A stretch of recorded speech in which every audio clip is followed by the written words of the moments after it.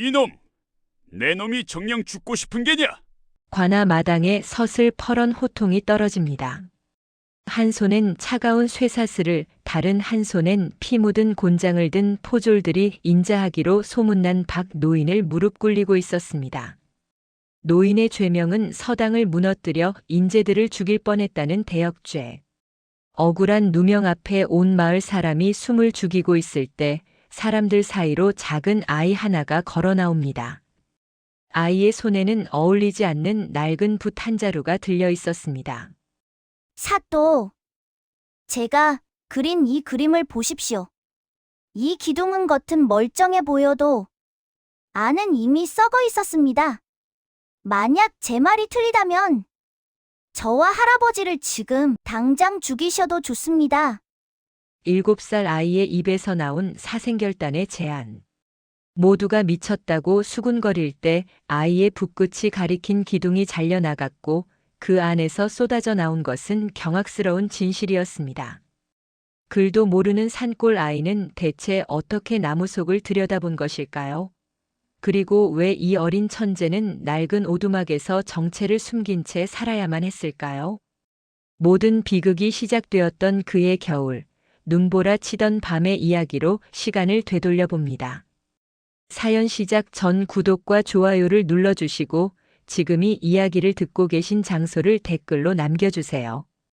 여러분이 계신 그 자리로 행운과 복이 깃들길 기원하겠습니다. 때는 바야흐로 조선 순조 연간 찬바람이 칼날처럼 살을 지식이던 어느 깊은 겨울밤이었습니다. 강원도 어느 이름 모를 산골짝 마을 사람들의 발길조차 닿지 않는 외딴 곳에 낡은 오두막 한 채가 위태롭게 서 있었습니다. 그곳은 마을에서 말수 적은 박 노인이라 불리는 외톨이 목수의 거처였습니다. 박 노인은 이제 60을 훌쩍 넘긴 나이였지만 여전히 새벽이면 몸을 일으켜 작업장으로 향했습니다. 허리는 구부정했으나 손놀림만큼은 정확했고 눈빛은 흐렸으나 나무의 결을 읽어내는 안목만큼은 여전히 날카로웠습니다. 젊은 시절 한양에서 이름을 날리던 목수였다는 소문만 무성할 뿐 지금은 그저 산에서 내려온 굽은 나무나 다듬으며 입에 풀칠하는 처지였습니다. 사람들은 박 노인이 왜 이런 외진 산골로 숨어들었는지 궁금해했습니다. 어떤 이는 한양에서 큰 실수를 저질러 도망쳐온 것이라 했고 또 어떤 이는 양반집 아씨와의 허물없는 사랑이 발각되어 쫓겨났다는 소문을 퍼뜨렸습니다. 하지만 정작 박 노인은 그런 소문에 아무런 대꾸도 하지 않았습니다. 그저 산속의 바위처럼 말없이 나무를 만지고 깎고 이어붙이며 하루하루를 묵묵히 견뎌낼 뿐이었습니다. 박 노인의 손등은 가뭄에 논바닥 갈라지듯 거칠었고 손가락 마디마디에는 수십 년간 망치질과 대패질을 견뎌온 굳은 살이 훈장처럼 박여 있었습니다. 손톱 밑에는 언제나 나무 가루가 끼어 있었고 손바닥에는 오래된 도구들의 손잡이 모양이 그대로 새겨져 있었습니다. 그의 손은 이제 사람의 손이 아니라 나무와 한 몸이 된 것처럼 보였습니다. 그날 밤도 여느 때와 다를 바 없었습니다. 박 노인은 낡은 등잔불을 켜고 작업장에서 작은 찻상 하나를 다듬고 있었습니다. 어느 부잣집 종이 내일 찾아가겠다고 맡긴 물건이었습니다.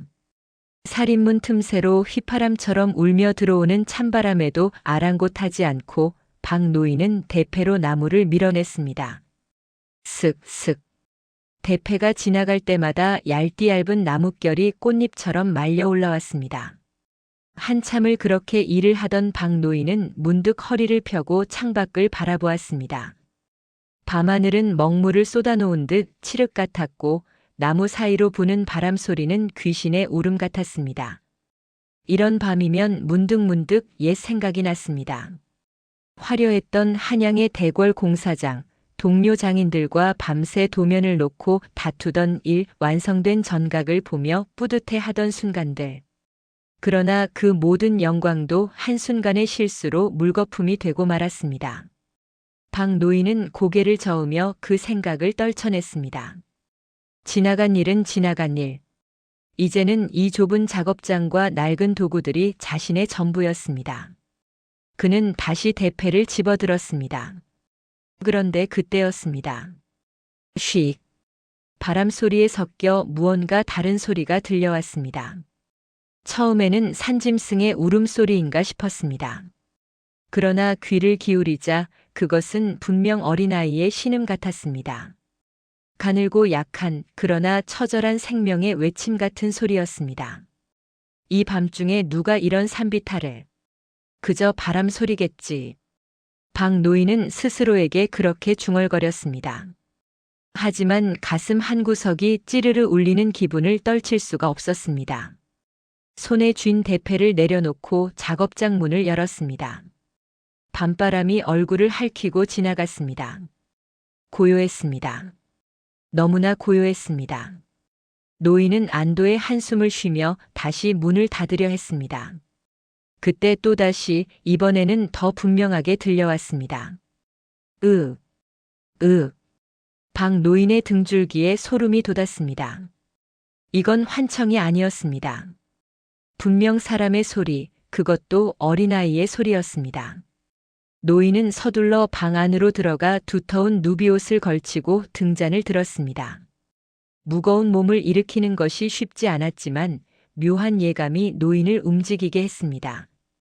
삐걱거리는 살인문을 열자마자 사나운 눈보라가 노인의 얼굴을 때렸습니다. 한치 앞도 보이지 않는 어둠이었습니다. 하늘에서 쏟아지는 눈발은 마치 하얀 창끝 같았고 바람은 옷깃을 파고들어 살을 에었습니다. 노인은 한 손으로 등잔을 가리며 마을 쪽으로 난 굽이진 길목을 유심히 살폈습니다. 누구 거기 있느냐? 노인의 목소리는 바람에 흩어졌습니다. 대답은 없었습니다. 노인은 천천히 발걸음을 옮겼습니다. 무릎까지 차오른 눈속을 헤치며 한 걸음 한 걸음 나아갔습니다. 등잔불이 흔들리며 주변을 가까스로 비췄습니다. 그렇게 얼마를 걸었을까요? 노인이 오두막에서 20걸음쯤 떨어진 곳까지 왔을 때였습니다. 커다란 바위 옆 쌓인 눈 위로 삐죽이 삐져나온 남루한 옷자락 하나가 보였습니다. 젖은 천 조각이 바람에 파들파들 떨고 있었습니다. 세상에. 노인은 서둘러 다가가 한 손으로 눈을 헤쳤습니다. 그곳에는 파랗게 질린 채 몸을 웅크린 작은 아이가 있었습니다. 67살이나 되었을까. 아이는 제 몸집보다 큰 남루한 두루마기 하나를 뒤집어 쓴 채 덜덜 떨고 있었습니다. 입술은 자줏빛으로 변해 있었고 눈꺼풀은 서리가 내려앉은 듯 하얗게 얼어붙어 있었습니다. 얘야, 정신 차려라. 눈 떠봐라. 노인은 황급히 아이를 안아들었습니다. 아이의 몸은 얼음장처럼 차가웠습니다. 가느다란 숨결만이 겨우겨우 생명의 끈을 붙잡고 있는 것 같았습니다. 노인은 자신의 누비옷을 벗어 아이를 감쌌습니다. 그리고 아이를 가슴에 꼭 껴안았습니다. 살아있었습니다. 아직 살아있었습니다. 그런데 노인이 아이를 안아 올리는 순간 아이의 품 안에서 무언가가 툭 하고 눈 위로 떨어졌습니다. 노인은 재빨리 몸을 구부려 그것을 집어들었습니다. 하나는 다 부러져 대만 남은 낡은 붓이었고 다른 하나는 정성스럽게 갈무리 된 서찰이었습니다. 기름종이로 세 겹을 싸서 단단히 동여맨 서찰이었습니다. 노인은 그것들을 품에 넣고 아이를 안은 채 오두막을 향해 뛰기 시작했습니다. 60이 넘은 몸으로 눈밭을 헤치며 달리는 것은 쉽지 않았습니다. 숨이 턱 밑까지 차올랐고 심장이 터질 듯 뛰었습니다. 하지만 멈출 수 없었습니다. 이 아이의 생명이 바로 지금 자신의 발걸음에 달려 있었으니까요. 조금만 버텨라. 조금만. 노인은 아이에게 계속 말을 걸었습니다. 아이가 대답할 리 없었지만 그래도 노인은 말을 이어갔습니다. 마치 그 목소리가 아이의 영혼을 붙들어 매는 밧줄이라도 되는 양말입니다. 마침내 오두막에 도착한 노인은 살인문을 박차고 들어와 아이를 아랫목에 눕혔습니다. 서둘러 화로에 장작을 더 넣고 이불을 끌어왔습니다. 찬물에 적신 수건으로 아이의 얼굴과 손발을 닦아내기 시작했습니다. 아이의 살갗은 밀랍처럼 창백했고 손가락 끝은 시퍼렇게 질려 있었습니다. 그런데 아이의 손을 닦아내던 노인은 다시금 놀랄 수밖에 없었습니다. 아이의 손바닥은 동상에 걸려 붉게 부풀어 있었는데 그 고통 속에서도 아이의 손가락은 마치 무언가를 쥐고 있는 듯 단단히 오므려져 있었기 때문입니다. 엄지와 검지, 중지. 바로 붓을 쥐는 사람의 손 모양이었습니다. 마치 꿈속에서도 그림을 그리거나 글을 쓰는 사람의 손 같았습니다. 노인은 조심스럽게 아이의 손가락을 펴보려 했으나 손가락은 얼어서 그대로 굳어 있었습니다. 노인은 자신의 손바닥으로 아이의 손을 감싸 쥐고 호호 입김을 불어넣었습니다. 한참을 그렇게 하자 아이의 손이 조금씩 녹기 시작했습니다. 누구냐 넌? 어디서 왔느냐? 노인은 혼잣말처럼 중얼거렸습니다. 하지만 아이는 대답이 없었습니다. 깊은 잠에 빠진 듯 숨만 가늘게 쉴 뿐이었습니다. 노인은 밤새 아이 곁을 지켰습니다. 화로의 불씨를 꺼뜨리지 않으려 수시로 장작을 더했고 아이의 이마에 손을 얹어 열기를 확인했습니다. 다행히 아이의 몸이 조금씩 따뜻해지는 것이 느껴졌습니다. 숨소리도 처음보다는 고르게 들렸습니다. 새벽이 밝아올 무렵 노인은 아이가 품고 있던 물건들을 꺼내 살펴보았습니다. 먼저 붓을 들여다보았습니다. 때는 반쯤 부러져 있었지만 한때는 고급 붓이었을 것이 분명했습니다. 붓대에는 은실로 무늬가 새겨져 있었고 붓털은 최고급 족제비털이었습니다. 노인은 붓을 만져보며 이건 보통 집안 아이가 쓸 물건이 아니로구나 하고 생각했습니다. 다음으로 서찰을 펼쳐보았습니다. 기름종이를 조심스럽게 벗겨내자 안에서 고급 비단 종이가 나왔습니다. 종이는 곱고 부드러웠으며 은은한 향까지 배어 있었습니다. 하지만 그를 모르는 박 노인에게는 그저 검은 것은 글씨요 하얀 것은 종이일 뿐이었습니다. 노인은 등잔을 가까이 끌어당기고 서찰을 이리저리 살펴보았습니다. 글자는 알아볼 수 없었지만 서찰 귀퉁이에 그려진 작은 그림 하나만은 눈에 들어왔습니다. 매화꽃이었습니다. 가느다란 가지에 활짝 핀 매화 한 송이. 그림은 작았지만 놀라울 만큼 정교했습니다. 꽃잎의 겹, 수술의 떨림, 가지의 구분 모양까지 생생했습니다. 비범하구나. 노인은 감탄했습니다. 이 그림을 그린 사람은 보통 화가가 아니었습니다. 아마도 대단한 솜씨를 가진 선비이거나 어쩌면 궁중 화원이었을지도 몰랐습니다. 그리고 이런 귀한 물건을 아이가 품에 지니고 있었다는 것은 아이가 결코 보통 신분이 아니라는 뜻이었습니다. 선비 집안 자식인 모양인데 어쩌다 이런 산골까지 흘러왔을꼬. 노인은 서찰을 다시 조심스럽게 접어 아이의 짐 속에 넣어두었습니다. 언젠가 이 아이가 깨어나면 이 서찰이 아이의 내력을 밝혀줄 실마리가 될 것이라 생각했습니다. 해가 중천에 떴을 무렵 아이가 눈을 떴습니다. 가늘게 뜬 눈에는 여전히 겁에 질린 빛이 가득했습니다. 아이는 한동안 천장을 멍하니 바라보다가 옆에 앉아있는 박 노인을 발견하고는 움찔 몸을 움츠렸습니다. 놀라지 마라. 나는 이 집 주인이다. 내가 눈밭에 쓰러져 있어서 구해왔다. 노인의 목소리는 거칠었지만 그 안에는 따뜻함이 묻어 있었습니다. 아이는 천천히 고개를 끄덕였습니다. 그리고 다시 눈을 감았습니다. 노인은 부엌으로 가서 미음을 쑤었습니다.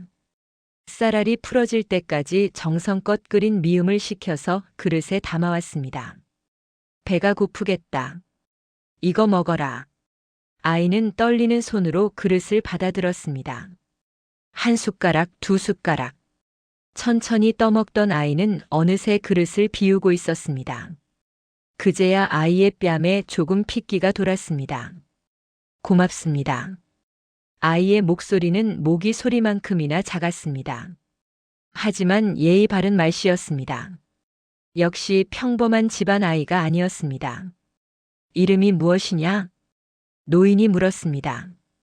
아이는 한참을 멍하니 있다가 대답했습니다. 산이. 산이라고 부르셨습니다. 산이? 누가 그렇게 불렀느냐? 부모님이냐? 아이는 고개를 저었습니다. 그리고 자신도 잘 모르겠다는 듯 눈을 내리깔았습니다. 고향은 어디냐? 부모님은 어디 계시느냐? 노인이 다시 물었지만 아이는 대답하지 못했습니다. 기억이 나지 않는 것 같았습니다. 아니, 기억하고 싶지 않은 것일 수도 있었습니다. 노인은 더 이상 캐묻지 않았습니다. 대신 이렇게 말했습니다. 괜찮다. 천천히 생각해라. 일단 몸부터 추스르는 것이 먼저다. 그날부터 산이는 방 노인의 오두막에서 지내게 되었습니다. 처음 며칠간 산이는 아무 말도 하지 않았습니다. 그저 방 한구석에 웅크리고 앉아 창밖만 바라볼 뿐이었습니다. 방 노인은 그런 아이를 억지로 다그치지 않았습니다. 새끼 밥만 챙겨주고 때때로 괜찮으냐? 하고 물어볼 뿐이었습니다. 닷새째 되던 날 산이가 처음으로 방에서 나왔습니다. 조심조심 작업장으로 다가온 산이는 박 노인이 나무를 깎는 모습을 멀찍이서 지켜보았습니다. 노인은 속으로 어린 놈이 뭘 본다고 저러나 싶었지만 아이가 자발적으로 움직이는 것이 반가워 그냥 내버려 두었습니다. 산이는 하루 종일 그 자리에 앉아 노인의 손놀림을 지켜보았습니다. 노인이 나무를 재는 것, 먹줄을 튕기는 것, 톱으로 자르는 것, 대패로 미는 것. 모든 과정을 눈을 깜빡이지도 않고 응시했습니다. 해질녘 노인이 작업을 마치고 도구를 정리하며 말했습니다. 심심하지 않더냐? 아이들은 뛰어놀아야 하는데. 산이는 고개를 저었습니다. 재미있어요. 할아버지 손이 참 신기해요. 노인은 웃음이 나왔습니다. 굳은 살 박힌 자신의 투박한 손을 신기하다니. 이 아이는 참 별난 구석이 있었습니다. 며칠이 더 지났습니다. 어느 날 아침 박 노인이 새로 맡은 일감인 소반을 만들기 위해 작업장으로 향했습니다. 산이도 어김없이 따라왔습니다. 노인은 나무 조각들을 펼쳐놓고 이리저리 맞춰보며 구상을 했습니다. 이음새를 어떻게 할지, 다리의 각도는 어떻게 할지 머릿속으로 그림을 그렸습니다. 한참을 그렇게 구상하다가 노인은 급히 마을 대장간으로 향했습니다. 무딘 톱을 갈아야 했기 때문입니다. 산이에게 잠깐 다녀올 테니 집 잘 지키고 있거라 하고 말을 남긴 채 집을 나섰습니다. 노인이 대장간에서 톱을 갈고 돌아오는 데에는 1시경쯤 걸렸습니다.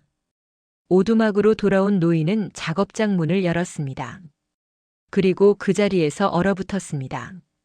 작업장 바닥 흙판 위에 무언가가 그려져 있었습니다. 산이가 대장간에서 나온 숫덩이를 집어들어 그린 그림이었습니다. 그것은 노인이 조금 전까지 만들려고 했던 소반의 도면이었습니다. 아니, 도면이라고 하기엔 너무나 생생했습니다. 소반의 윗판, 다리, 이음새의 각도까지 모두 그려져 있었습니다. 나무의 결 방향까지 표시되어 있었고 심지어 노인이 나무를 만지던 투박한 손가락의 모양까지도 함께 그려져 있었습니다. 박 노인은 벼락이라도 맞은 듯 그 자리에 굳어 섰습니다. 평생 나무를 만지며 수천 장의 설계도를 보아왔습니다. 한양의 대궐 공사에 쓰였던 복잡한 도면들도 수없이 다뤄보았습니다. 하지만 7살 먹은 아이가 그것도 한 번 본 것을 기억만으로 이렇게 정교하게 그려낸다는 것은 본 적도 들은 적도 없는 일이었습니다. 내가 이걸 그렸느냐? 노인의 목소리가 떨렸습니다. 산이는 구석에 쪼그리고 앉아 수줍게 고개를 끄덕였습니다. 아이의 손가락에는 숯가루가 시커멓게 묻어 있었습니다. 박 노인은 떨리는 손으로 아이가 그린 그림 위를 더듬었습니다. 선은 흔들림이 없었습니다. 치수도 정확했습니다. 무엇보다 놀라운 것은 이 그림이 단순히 겉모습만 그린 것이 아니라 사물의 구조까지 꿰뚫어 보고 있다는 점이었습니다. 노인은 깨달았습니다. 이 아이는 단순히 그림을 잘 그리는 아이가 아니었습니다. 세상의 모든 이치를 눈에 담아 그대로 출력해내는 하늘이 내린 천재였습니다. 이놈 봐라. 내 평생 이런 재주는 처음 본다. 노인은 한참을 그림을 들여다보다가 산이를 바라보았습니다. 아이는 여전히 겁먹은 표정으로 노인의 눈치를 살피고 있었습니다.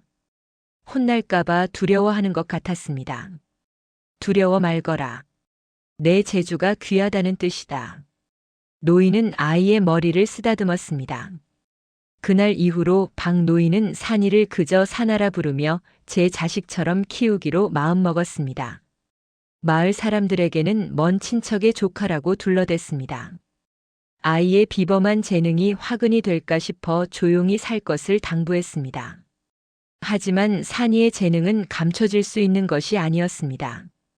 박노인이 나무를 자를 때마다 산이는 옆에서 할아버지, 이쪽을 2푼만 더 깎아야 짝이 맞아요 하며 조언을 건넸고 신기하게도 산이의 말대로 하면 나무들이 자석처럼 딱딱 맞아떨어지는 것이었습니다.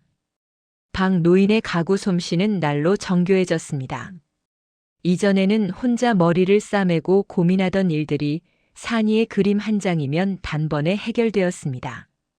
노인은 산이가 그린 그림을 보며 나무를 깎아이었고 그렇게 완성된 물건들은 한치의 오차도 없이 완벽했습니다. 소문은 빠르게 퍼졌습니다. 박노인의 손재주가 요즘 부쩍 좋아졌다더라. 나이 들어서 더 늘었나 보다. 사람들은 그렇게 수군댔지만 그 비밀이 7살 아이에게 있으리라고는 아무도 상상하지 못했습니다.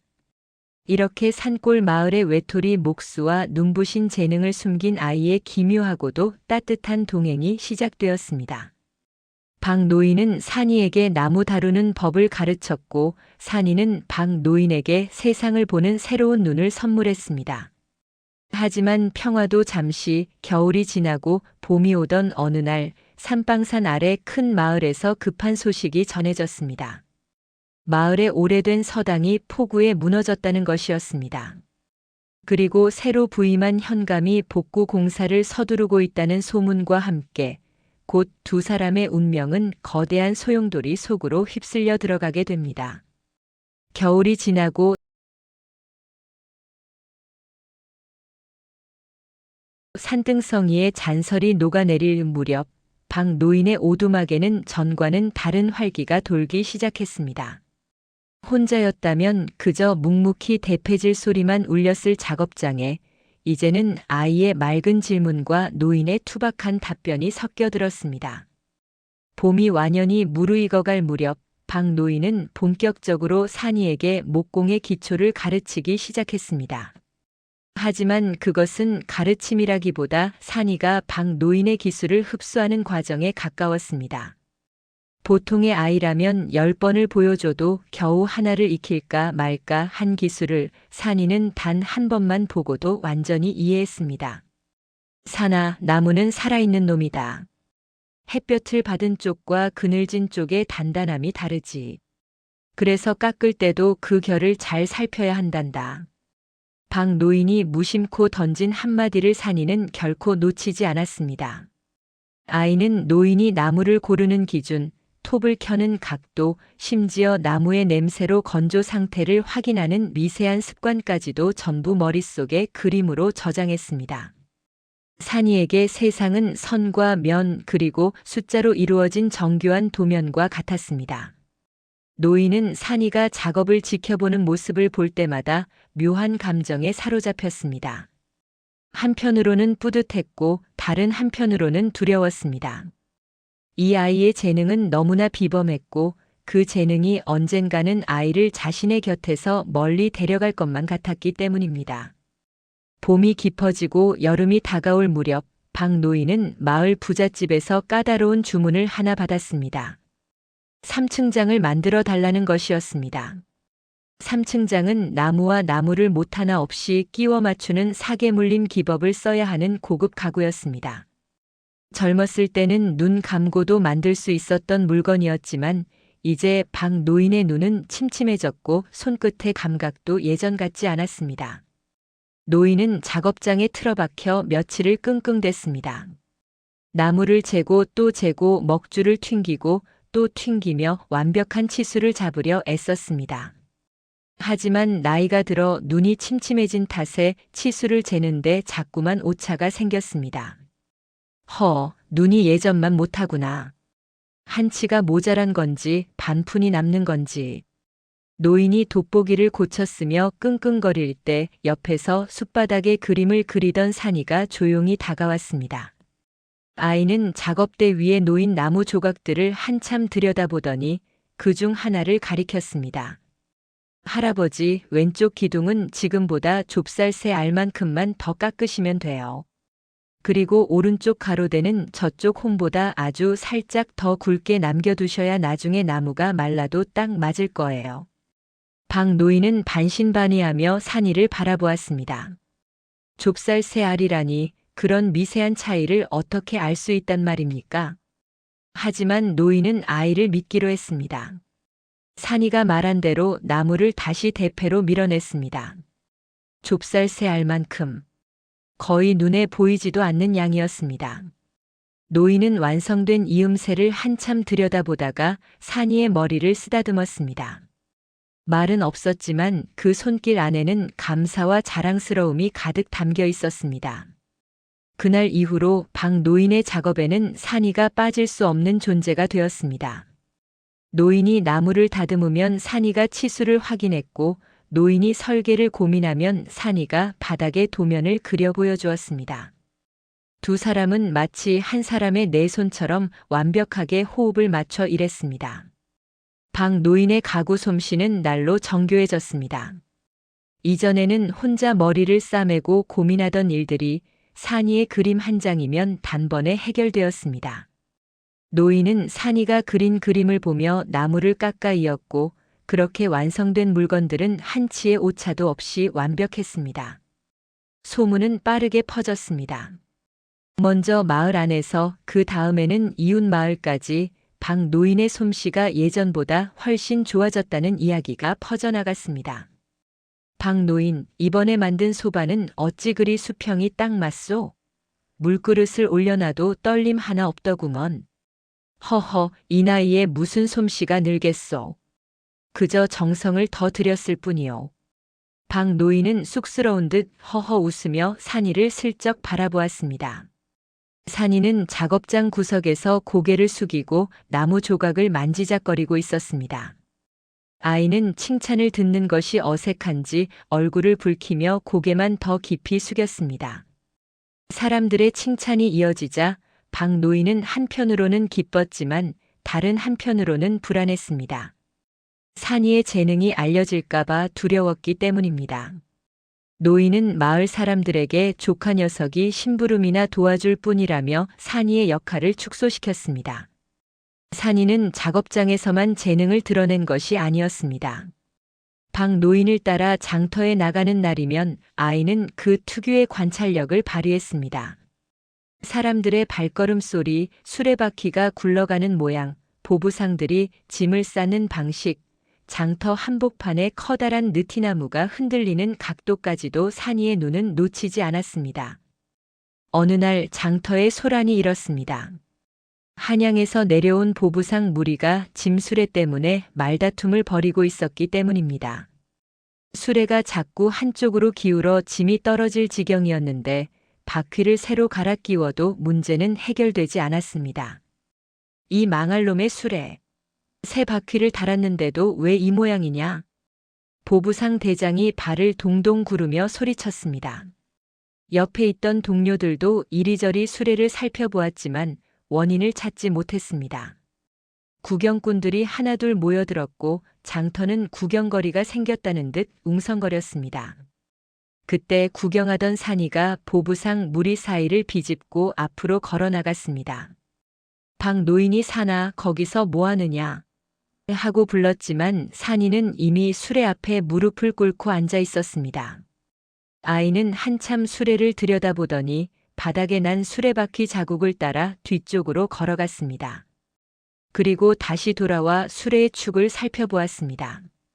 보부상들은 꼬마가 무엇을 하는지 신기한 듯 지켜보았습니다. 아저씨, 바퀴가 문제가 아니라 수레축에 박힌 쐐기가 달았어요. 산이가 조심스럽게 말했습니다. 보부상들은 서로를 바라보며 코웃음을 쳤습니다. 어린애가 뭘 안다고. 쐐기는 석 달 전에 새로 박았다. 하지만 산이는 물러서지 않았습니다. 아이는 바닥을 가리키며 다시 말했습니다. 저기 왼쪽 바닥을 보세요. 수레가 지나온 자국 중에 왼쪽만 선이 더 깊잖아요.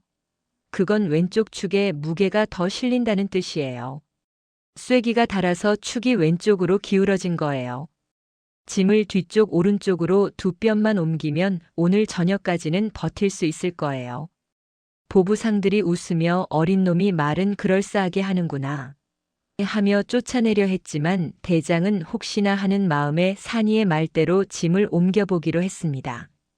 부하들에게 명령하여 짐 꾸러미들을 뒤쪽 오른편으로 옮기게 했습니다. 그러자 신기하게도 비명을 지르던 수레바퀴 소리가 잦아들고 수레가 똑바로 나아가기 시작했습니다. 장터 사람들은 눈을 동그랗게 뜨고 수군거렸습니다. 저놈 박 노인네 조카라더니 보통 내기가 아니구먼. 7살 먹은 아이가 어찌 저런 것을 알아보느냐. 보부상 대장은 감탄하며 주머니를 뒤져 엽전 몇 잎을 산이에게 건네려 했습니다. 하지만 산이는 고개를 저으며 물러났습니다. 아니에요. 그냥 보이는 걸 말씀드린 것뿐이에요. 박 노인은 얼른 산이의 손을 잡아 끌고 장터를 빠져나왔습니다. 사람들의 시선이 부담스러웠기 때문입니다. 하지만 이미 늦었습니다. 그날 이후로 산이는 마을에서 눈으로 무게를 재는 아이라는 별명을 얻게 되었습니다. 박 노인은 이 명성이 달갑지 않았습니다.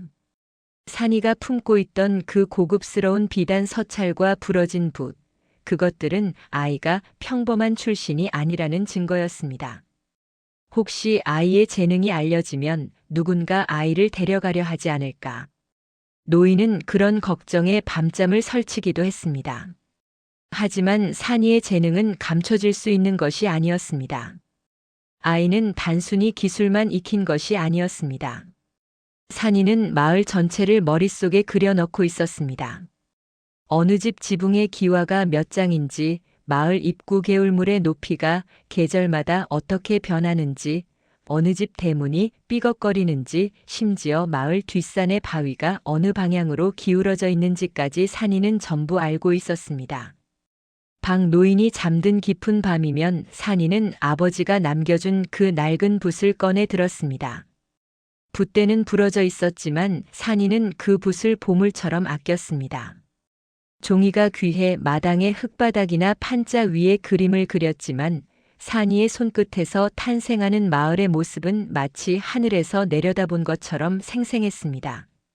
한밤중 달빛 아래에서 그림을 그리는 산이를 보며 박 노인은 가슴이 먹먹해졌습니다. 저 아이는 분명 더 큰 세상에서 더 큰 일을 해야 할 아이였습니다. 하지만 노인은 산이를 놓아주고 싶지 않았습니다. 이기적인 마음인 줄 알면서도 산이가 곁에 있어 주길 바랐습니다. 어느 날 산이가 그린 마을 지도를 보며 박 노인은 놀라움을 감추지 못했습니다. 지도에는 마을의 모든 집, 모든 길, 모든 나무가 정확하게 표시되어 있었습니다. 그뿐만이 아니었습니다.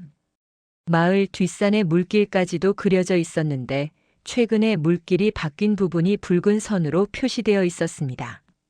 할아버지, 마을 뒷산 큰 바위 밑에 물길이 바뀌었어요. 이번 여름에 비가 많이 오면 위험할지도 몰라요. 산이가 걱정스러운 얼굴로 말했습니다. 박 노인은 지도를 자세히 들여다보았습니다. 산이의 말이 맞았습니다. 물길이 바뀌어 큰 바위 아래쪽으로 흐르기 시작했다면 장마철에 바위가 무너질 위험이 있었습니다. 하지만 노인은 고개를 가로저었습니다.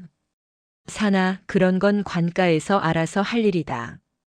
우리 같은 목수들은 그저 나무나 잘 다듬으면 되는 거야. 박 노인은 산이를 보호하기 위해 자꾸만 아이의 시야를 좁히려 했습니다. 관가의 일에 끼어들면 화를 입을 수도 있었으니까요. 하지만 산이의 눈은 이미 오두막 너머 마을 너머를 보고 있었습니다. 아이는 하늘의 구름 흐름과 땅의 물길을 읽고 있었고 자신이 가진 이 비범한 능력을 어디에 써야 할지 본능적으로 찾고 있는 듯 했습니다. 평화롭던 마을에 먹구름이 끼기 시작한 것은 한여름 무더위가 기승을 부릴 즈음이었습니다.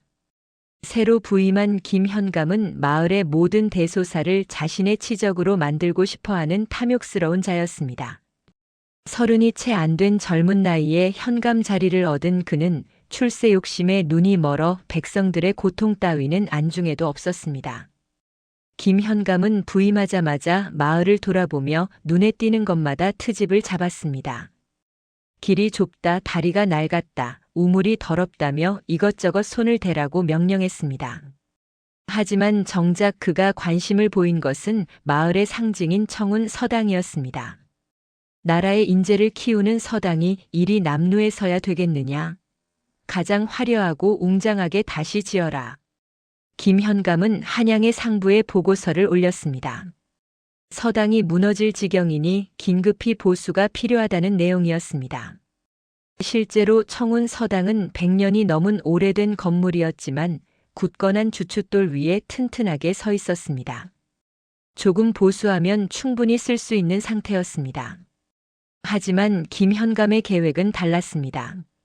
그는 한양에서 내려온 복구 자금의 절반을 빼돌리고 나머지 돈으로 대충 서당을 지을 속셈이었습니다. 그리고 공사를 맡은 이들은 실력 있는 장인이 아니라 현감에게 뇌물을 바친 장사꾼들이었습니다. 김현감, 이 일을 저희에게 맡겨주십시오. 비용은 적게 드리고 멋지게 지어드리겠습니다. 뇌물을 바친 장사꾼은 건축에 대해서는 아무것도 모르는 자였습니다. 그는 다시 하청을 주었고 하청을 받은 자는 또 하청을 주었습니다. 그렇게 손을 거듭할 때마다 자금은 줄어들었고 실제 공사에 쓰이는 돈은 원래의 4분의 1도 안 되었습니다. 산이는 산을 오르내리며 서당 공사 현장에 실려가는 나무들을 보았습니다. 큰 수레에 실린 기둥감들, 지붕을 얹을 석가래들. 하지만 아이의 눈에는 그 나무들의 문제가 선명하게 보였습니다. 어느 날 저녁 산이는 작업장에 돌아와 박 노인에게 말했습니다. 할아버지, 저 나무들은 서당을 지을 나무가 아니에요. 무슨 소리냐? 속이 다 썩어 있고 결도 맞지 않아요. 저대로 지으면 큰일 날 텐데. 산이의 목소리에는 걱정이 가득했습니다. 박 노인도 마을을 오가며 공사 현장을 본 적이 있었습니다. 노인의 눈에도 그 나무들이 좋아 보이지 않았습니다. 하지만 어찌하겠습니까? 관가에서 하는 일에 백성이 나설 수는 없는 노릇이었습니다. 산아, 우리가 나설 일이 아니다. 관가에서 알아서 하겠지. 하지만 산이의 걱정은 날이 갈수록 커졌습니다. 아이는 매일 밤 흙바닥에 서당의 구조를 그렸습니다. 낡은 서당의 구조를 기억해내어 정교하게 그려놓고 새로 들어가는 나무들의 상태를 계산했습니다. 어디가 무너질지, 어디가 비틀어질지를 혼자 머릿속으로 그려보며 설계를 수정하고 또 수정했습니다. 박 노인은 밤마다 그림을 그리는 산이를 말리지 못했습니다. 아이의 눈빛이 너무나 진지했기 때문입니다. 산이는 자신의 재능이 무엇을 위해 존재하는지 본능적으로 알고 있는 것 같았습니다. 여름이 깊어지고 장마철이 다가왔습니다. 서당 공사는 빠르게 진행되었습니다. 아니, 빠르다기보다는 조잡하게 진행되었다고 해야 옳았습니다. 제대로 된 설계도도 없이 그저 옛 서당의 모양만 흉내내어 기둥을 세우고 석가래를 얹었습니다. 마을 사람들은 웅장하게 올라가는 서당을 보며 감탄했습니다. 하지만 박 노인과 산이의 눈에는 그것이 모래 위에 지은 성처럼 위태로워 보였습니다. 마침내 예고되었던 거대한 폭풍우가 마을을 덮치던 날 밤이 왔습니다. 하늘이 갈라지는 듯한 천둥 소리와 함께 폭우가 쏟아졌습니다. 바람은 나무를 뿌리째 뽑을 듯 사납게 불어댔습니다. 한밤중 박 노인과 산이는 오두막에서 밖을 내다보고 있었습니다. 그때 마을 쪽에서 괴이한 소리가 들려왔습니다. 마치 거대한 짐승이 비명을 지르는 듯한 나무가 찢어지고 무너지는 소리였습니다. 저건 서당이다. 박 노인이 외쳤습니다. 산이는 이미 신발을 신고 문 밖으로 뛰쳐나가고 있었습니다. 노인도 서둘러 뒤를 따랐습니다. 폭우 속을 헤치고 마을로 달려간 두 사람의 눈앞에 펼쳐진 광경은 참혹했습니다. 청운 서당의 지붕 한쪽이 무너져 내렸고 기둥들이 비틀어져 건물 전체가 언제 무너질지 모르는 상태였습니다. 그리고 이것이 바로 산이와 박 노인을 마을의 거대한 사건 속으로 밀어넣는 위기의 시작이었습니다. 그날 밤 하늘은 마치 화가 난 신령처럼 울부짖었습니다. 칠흑 같은 어둠 속에서 쏟아지는 폭우는 산골짝 오두막의 지붕을 뚫을 듯 기세등등했습니다. 번개가 하늘을 가를 때마다 세상은 순간 대낮처럼 밝아졌다가 다시 암흑 속으로 빨려 들어갔습니다. 천둥 소리는 멀리 산 너머에서 시작되어 점점 가까워지더니 이제는 마치 하늘이 갈라지는 듯한 굉음으로 대지를 흔들었습니다. 박 노인은 불안한 마음에 등잔불조차 끄지 못한 채 뜬 눈으로 밤을 지새우고 있었습니다. 오두막의 나무 기둥들이 바람에 흔들릴 때마다 삐걱거리는 소리를 냈고 지붕의 이형들이 벗겨질까봐 노인은 수시로 천장을 올려다보았습니다. 옆에 누운 산이는 거친 빗소리 속에서도 깊은 잠에 빠져 있는 듯 했으나 자세히 보니 아이는 무언가에 홀린 듯 잠꼬대를 하며 손가락으로 허공에 선을 긋고 있었습니다. 안 돼요. 기둥이 버티지 못해요. 산이의 가느다란 목소리가 천둥 소리에 묻혔습니다. 노인은 아이의 이마에 손을 얹어 보았습니다. 식은 땀이 송글송글 맺혀 있었습니다. 아이는 꿈속에서도 서당을 걱정하고 있는 것이었습니다. 박 노인은 한숨을 쉬며 창밖을 바라보았습니다.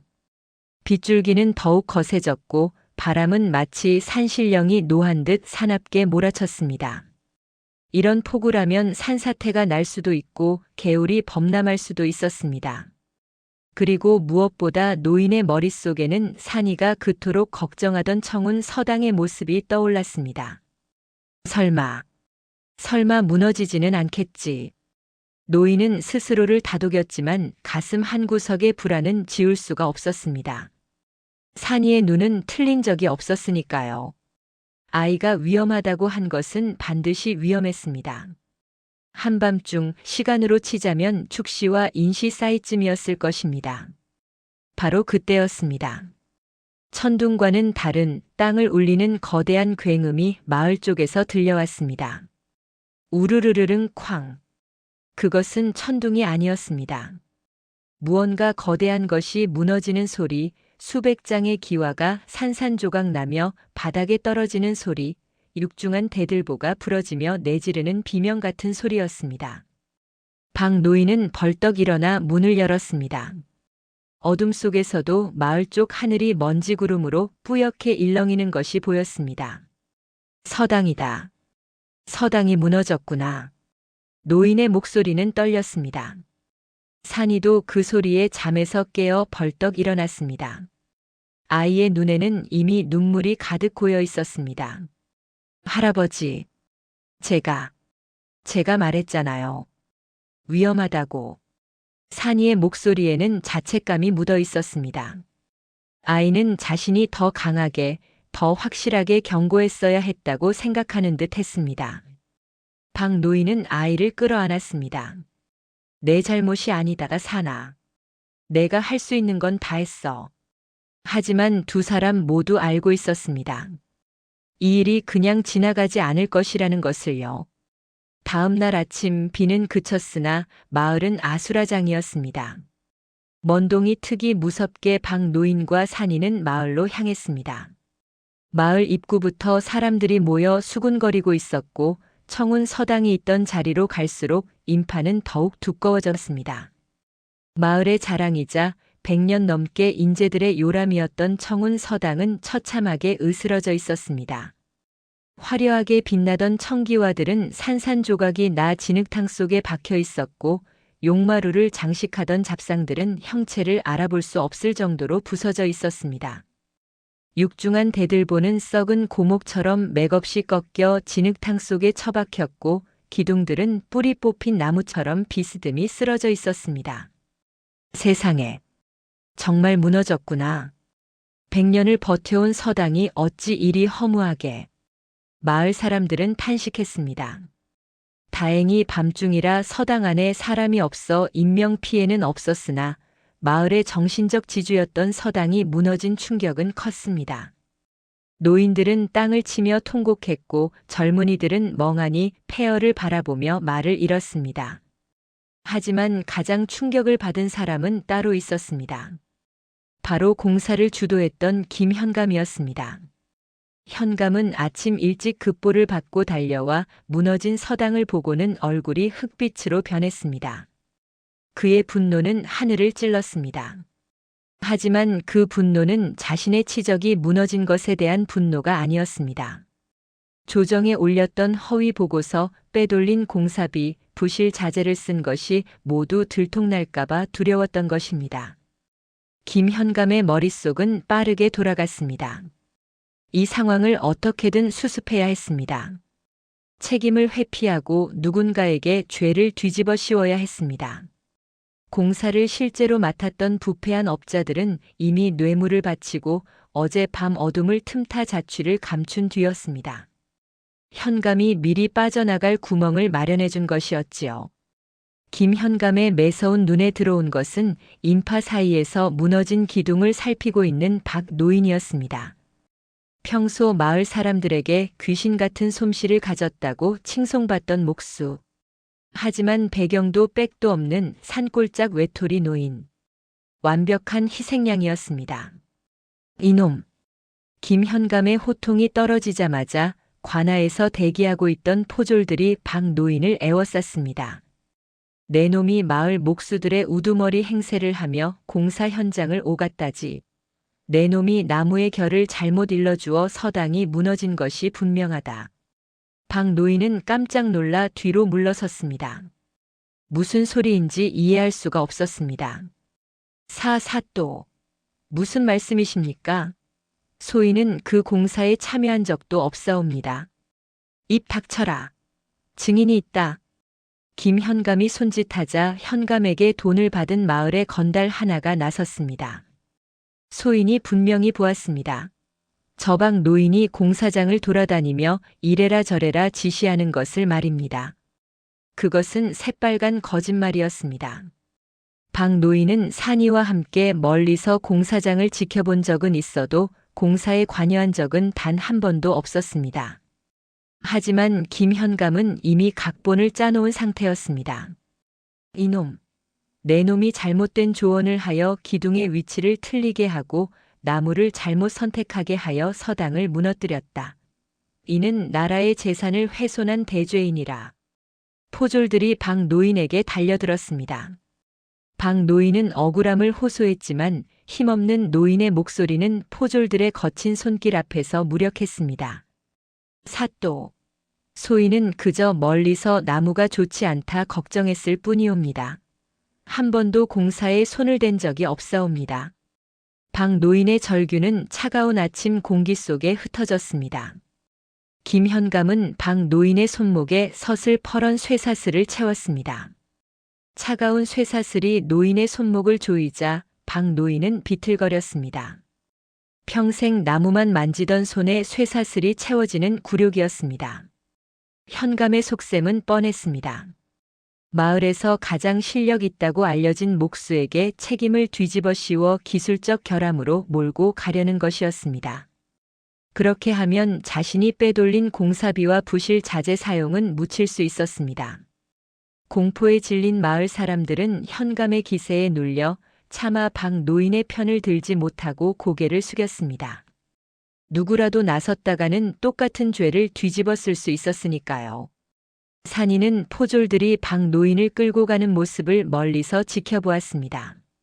아이는 뛰쳐나가려 했지만 마을 사람 하나가 산이를 붙잡았습니다. 얘야, 나서지 마라. 너까지 잡혀가면 어찌하느냐. 하지만 산이는 그 손을 뿌리치고 앞으로 달려나갔습니다. 포졸 하나가 발길질을 하여 산이는 진흙탕에 넘어졌습니다. 아이는 바닥에 엎드린 채 멀어져 가는 박 노인의 뒷모습을 보았습니다. 노인의 낡은 버선발이 진흙탕에 젖어들고 구부정한 등이 점점 작아지는 모습이 산이의 커다란 눈망울에 선명하게 박혔습니다. 할아버지, 우리 할아버지는 잘못 없어요. 나쁜 나무를 쓴 사람들이 잘못한 거예요. 산이가 울부짖으며 다시 일어나 달려들었지만 포졸의 거친 손길이 아이의 멱살을 잡아 바닥으로 내동댕이 쳤습니다. 산이는 진흙 속에 얼굴이 처박혔습니다.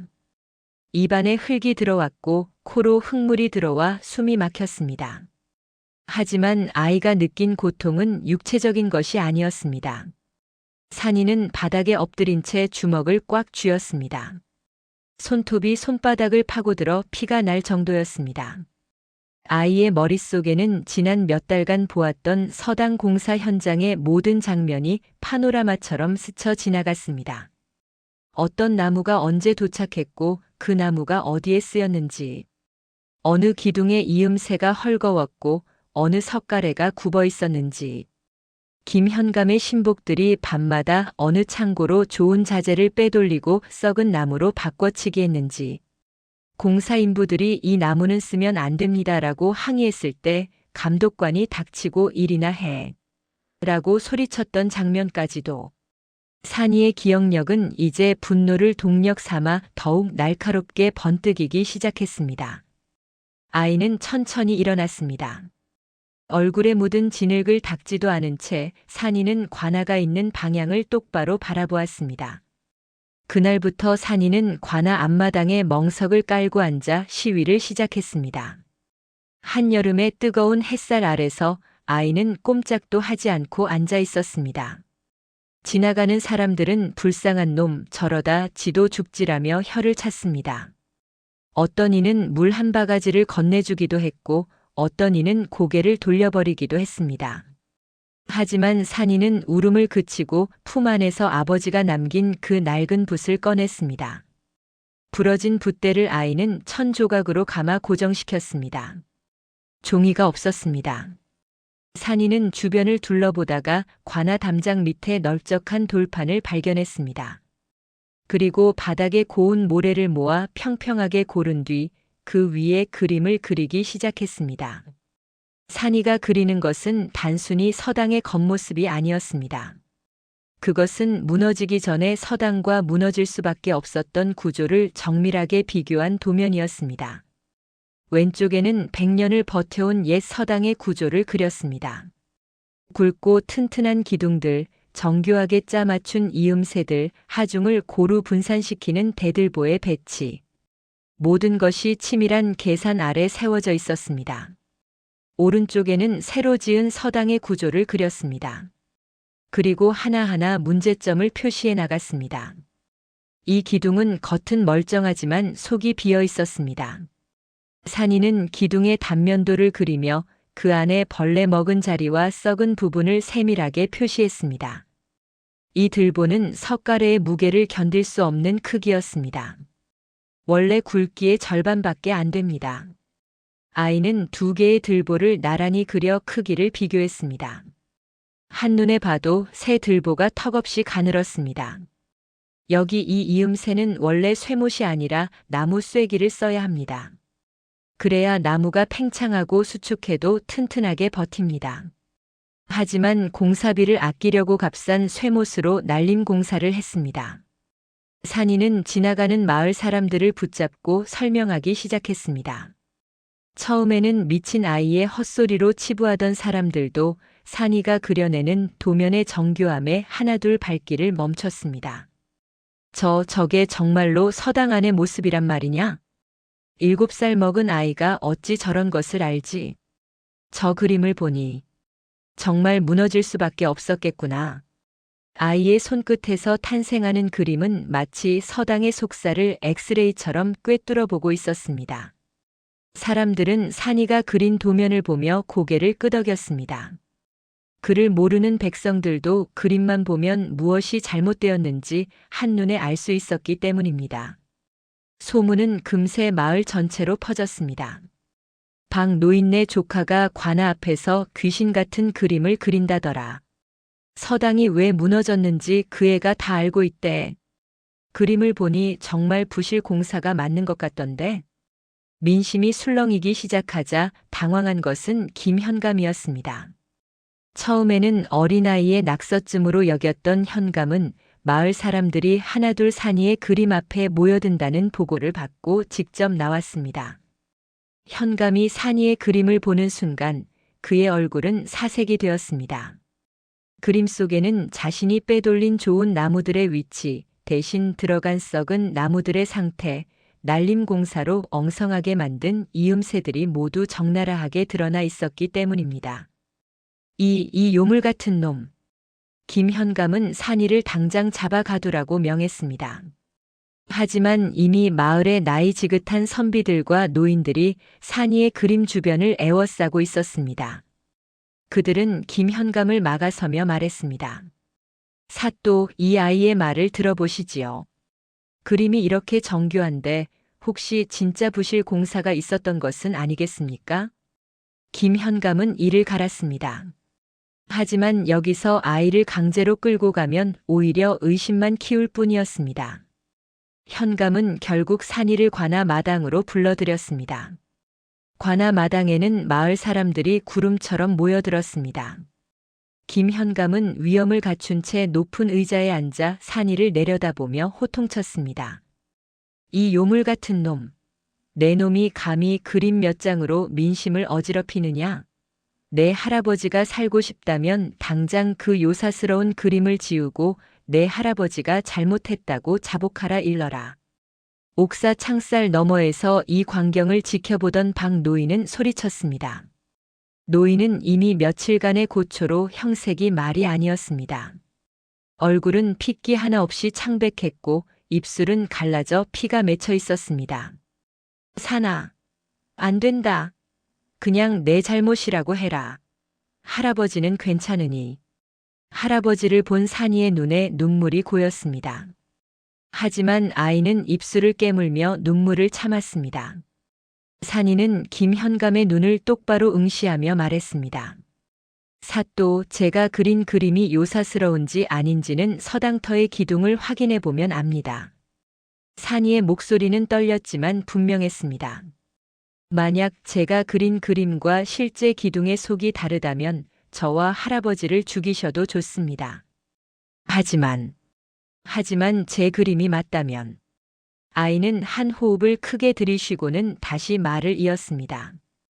우리 할아버지를 풀어주시고 진짜 범인을 잡아주십시오. 7살 아이의 입에서 나온 결연한 제안에 관아 마당에는 정적이 흘렀습니다. 사람들은 숨을 죽이고 현감의 반응을 지켜보았습니다. 박 노인은 창살을 붙잡고 고개를 저으며 소리쳤습니다. 산아, 안 된다. 어서 도망가라.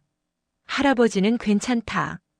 하지만 산이의 눈빛은 흔들림이 없었습니다. 아이는 여전히 현감을 똑바로 바라보고 있었습니다. 김현감은 속으로 비웃었습니다. 애송이가 찍어 맞춘 거겠지. 설마 정말로 나무 속까지 알겠느냐. 현감은 이 기회를 이용하기로 했습니다. 아이의 장담이 틀렸음을 증명하면 둘 다 처단할 명분이 생기는 것이었습니다. 좋다. 현감이 손뼉을 쳤습니다. 내일 아침 마을 장인들과 선비들을 모두 불러 모으겠다. 그들이 보는 앞에서 서당의 기둥을 직접 잘라 확인하겠다. 만약 내 놈의 말이 한치라도 틀린다면 내 놈과 그 노인네는 살아남지 못할 것이다. 관아 마당이 다시 웅성거렸습니다. 사람들은 내일의 검증을 기다리며 하나둘 흩어졌습니다. 산이는 그날 밤 차가운 옥사 창살 밖에서 밤을 지새웠습니다. 현감이 아이를 가두지는 않았지만 산이는 할아버지 곁을 떠나지 않았습니다. 창살 틈으로 손을 뻗어 할아버지의 손을 잡았습니다. 할아버지, 걱정 마세요. 제가 본 건 틀림없어요. 박 노인은 고개를 저었습니다. 산아, 내가 아무리 똑똑해도 나무 속까지 어떻게 아느냐. 만약 틀리면. 안 틀려요. 산이가 단호하게 말했습니다. 할아버지가 가르쳐 주셨잖아요. 나무는 살아있는 거라고. 햇볕 받은 쪽과 그늘진 쪽이 다르다고. 나무 겉의 색깔만 봐도 속이 썩었는지 알 수 있다고. 저는 그 나무들을 봤어요. 정확하게 봤어요. 산이는 달빛 아래에서 다시 한번 머릿속으로 서당의 모든 구조를 복기했습니다. 기둥 하나하나, 들보 하나하나, 이음새 하나하나. 모든 것이 아이의 머릿속에 선명한 그림으로 저장되어 있었습니다. 밤하늘의 별들이 총총히 빛나고 있었습니다. 산이는 그 별들을 보며 생각했습니다. 내일이면 모든 것이 밝혀질 것이라고. 진실은 반드시 드러날 것이라고. 위기는 절정에 달했고 마을의 운명은 이제 7살 아이의 손끝에 들린 낡은 붓 한 자루에 달리게 되었습니다. 과연 산이는 보이지 않는 나무 속의 진실을 증명하고 할아버지를 구할 수 있을까요? 이튿날 아침 동이 트기도 전부터 관아 마당은 사람들로 붐비기 시작했습니다. 소문은 하룻밤 사이에 산불처럼 번져나가 인근 마을은 물론 멀리 고을 너머에서까지 사람들이 몰려들었습니다. 7살 먹은 아이가 나무 속을 꿰뚫어 본다는 이야기, 그 아이의 그림 한 장으로 현감의 비리를 폭로한다는 소문은 사람들의 호기심을 자극하기에 충분했습니다. 관아 마당은 인산인해를 이뤘습니다. 마을 사람들은 물론 인근 고을에 내로라 하는 목수들과 학식 높은 선비들까지 자리를 잡았습니다.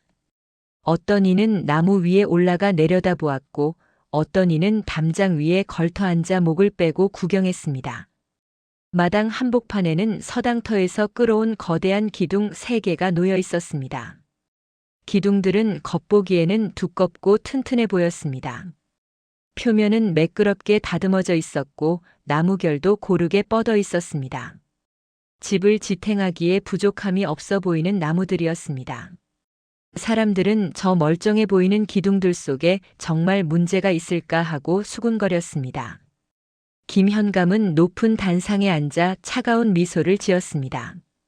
그는 이미 어젯밤 신복들을 시켜 기둥 표면을 다시 한번 매끄럽게 다듬게 했습니다.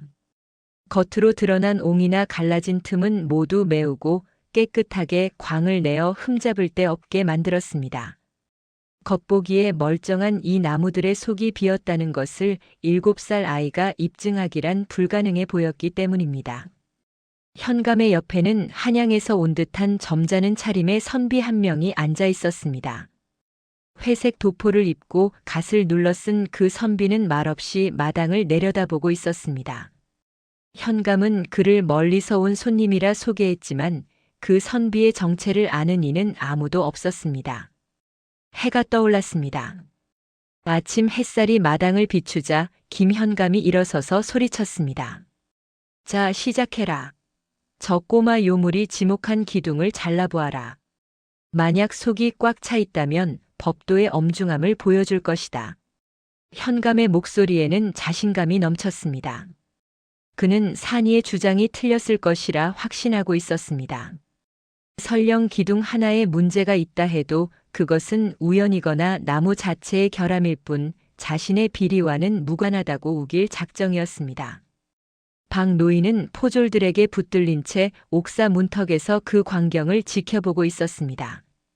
하룻밤 사이에 노인의 얼굴은 더욱 수척해졌습니다. 수염은 헝클어졌고 눈가에는 검은 그림자가 짙게 드리워져 있었습니다. 노인의 눈에는 눈물이 그렁그렁했습니다. 산아, 어서 아니라고 해라. 하레비는 괜찮으니 어서 도망가. 노인의 애끓는 목소리는 입 밖으로 나오지 못하고 목구멍에서 맴돌았습니다. 현감의 서슬 퍼런 기세에 눌려 감히 소리내어 말할 수가 없었습니다. 산이가 천천히 기둥 앞으로 걸어나갔습니다. 아이의 걸음걸이는 또박또박했지만 자세히 보면 아이의 다리가 미세하게 떨리고 있었습니다. 아이의 손에는 아버지가 남긴 그 낡은 붓이 들려 있었습니다. 부러진 붓대를 천으로 감아 고정시킨 붓. 그것은 산이에게 남은 유일한 아버지의 흔적이자 지금 이 순간 산이가 의지할 수 있는 유일한 것이었습니다. 사람들의 시선이 일제히 산이에게 쏠렸습니다. 어떤 이는 동정 어린 눈빛으로, 어떤 이는 호기심 가득한 눈빛으로, 또 어떤 이는 의심스러운 눈빛으로 아이를 바라보았습니다.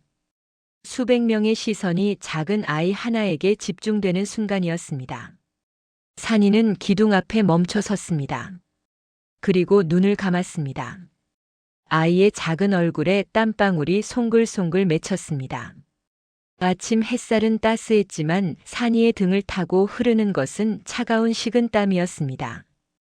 그러자 기적 같은 일이 벌어졌습니다.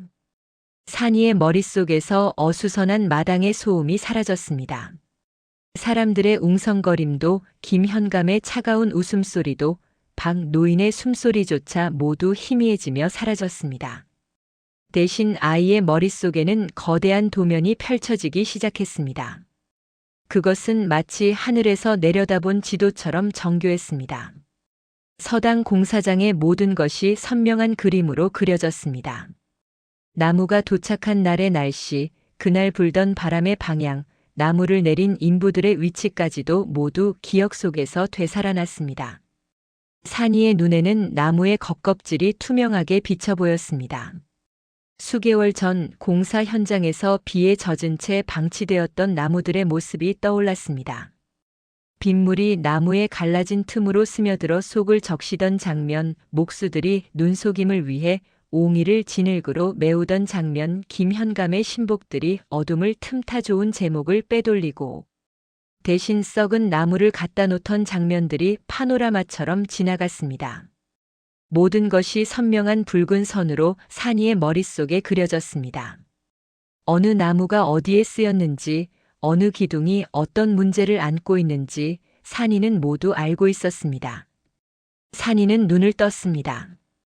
아이의 눈동자에는 이제 두려움이 아니라 확신이 담겨 있었습니다.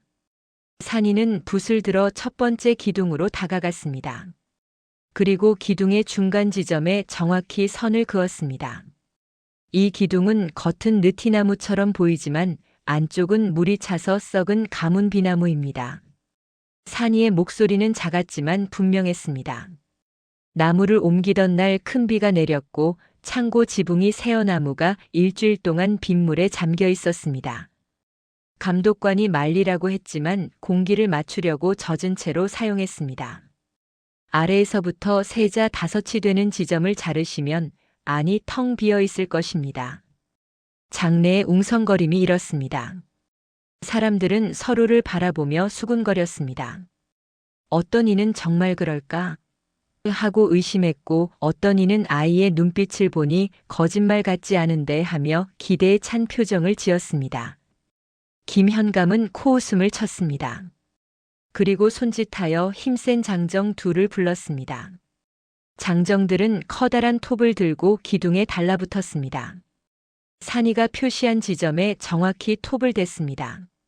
슥싹슥싹. 나무 베는 소리가 마당을 메웠습니다. 톱날이 나무를 파고들 때마다 나무 가루가 흩날렸습니다. 모두가 숨을 죽인 채 나무의 단면이 갈라지기만을 기다렸습니다. 마당은 고요했습니다. 수백 명이 모여 있었지만 들리는 것은 오직 톱질 소리뿐이었습니다. 박 노인은 창살을 붙잡고 두 손을 모았습니다. 신을 믿지 않던 노인이었지만 그 순간만큼은 하늘에 간절히 빌었습니다. 제발 제발 산이의 말이 맞게 해주십시오. 톱질이 계속되었습니다. 기둥의 절반이 잘렸습니다. 그리고 마침내 톱이 반대편까지 관통하려는 순간이었습니다. 쩍! 나무가 두 동강이 났습니다. 그 순간 구경하던 백성들 사이에서 비명이 터져 나왔습니다. 세상에! 정말이구나. 산이의 말대로였습니다. 멀쩡해 보이던 기둥의 중심부는 시커멓게 썩어 문드러져 있었습니다. 나무의 속은 마치 벌레 먹은 무처럼 구멍이 숭숭 뚫려 있었고 그 안에서는 역한 곰팡이 냄새와 함께 썩은 물이 울컥 쏟아져 나왔습니다. 검은 물이 마당 바닥에 흥건하게 고였고 악취가 사방으로 퍼졌습니다. 사람들이 코를 막으며 뒤로 물러섰습니다. 나무의 단면을 본 목수들은 고개를 저었습니다. 이런 나무로 서당을 지었다니. 이건 땔감으로도 못 쓸 나무야. 김현감의 얼굴이 하얗게 질렸습니다. 하지만 그는 재빨리 정신을 차리고 소리쳤습니다. 에이, 이건 우연이다. 나무 하나가 잘못된 것뿐이다. 다음 기둥을 잘라라. 현감은 자리에서 벌떡 일어나 소리쳤습니다. 그의 목소리에는 다급함이 묻어 있었습니다. 포졸들이 서둘러 두 번째 기둥을 준비했습니다. 산이는 아랑곳하지 않고 두 번째 기둥으로 다가갔습니다. 아이는 기둥을 한 바퀴 천천히 돌며 살펴보았습니다. 그리고 이번에는 기둥의 밑동이 아니라 대들보와 연결되는 상단 부분을 손가락으로 가리켰습니다. 여기 이 부분은 나무 쐐기를 박은 것이 아니라 겉에만 나무 모양을 낸 쇠못을 박았습니다. 산이가 설명을 이어갔습니다. 원래 이런 이음새에는 나무 쐐기를 써야 합니다. 나무는 비가 오면 부풀고 햇볕에 마르면 줄어들기 때문입니다. 나무 쐐기는 함께 부풀고 줄어들지만 쇠못은 그렇지 못합니다. 그래서 비가 올 때 수축과 팽창을 견디지 못하고 이음새가 터진 것입니다. 자석을 가져와 보시면 알 수 있습니다. 사람들이 웅성거렸습니다. 선비들 중 한 명이 품에서 작은 자석을 꺼냈습니다. 그는 조심스럽게 산이가 지목한 부위로 다가가 자석을 갖다 댔습니다. 착! 쇠붙이가 자석에 끌리는 특유의 소리가 났습니다. 자석이 나무 표면에 단단히 달라붙었습니다. 나무 속에 박혀서는 안 될 거대한 쇠못이 숨겨져 있었던 것입니다. 선비가 손으로 나무 표면을 긁어내기 시작했습니다. 얕게 발라진 진흙과 나무 가루가 떨어져 나가자 그 아래에서 녹슨 쇠못의 머리 부분이 드러났습니다. 나무 쐐기인 척 위장하려고 겉만 나무 색깔로 칠해놓은 것이었습니다. 이건 명백한 부실 공사가 아니냐? 구경하던 한 선비가 분노에 찬 목소리로 외쳤습니다. 다른 선비들도 고개를 끄덕이며 동조했습니다. 이는 단순한 실수가 아니었습니다.